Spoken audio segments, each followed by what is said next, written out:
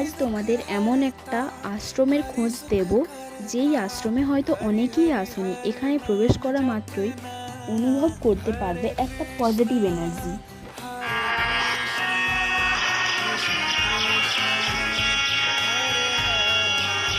আর এই মন্দিরের চারপাশে রয়েছে বিভিন্ন রকমের কালারিং ফুল, যা দেখলে তোমাদের মন ভালো হবেই।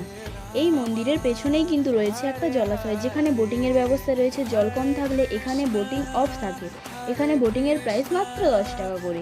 এছাড়াও এখানে রয়েছে ছোট ছোট ছেলে মেয়েদের জন্য পার্কের ব্যবস্থা। আমি কথা বলছি মেছেদা তমলুক যে রোডে আস্তারা, এখানে শ্রীধাম কুঞ্জ আশ্রম।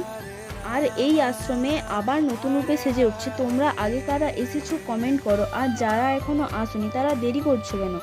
অবশ্যই তোমাদের পরিবার বা বন্ধুদের সাথে এখানে ঘুরে এসো, এবং বিকেল টাইমে ঘুরলে আরও ভালো লাগবে এবং মন সুন্দর হয়ে যাবে।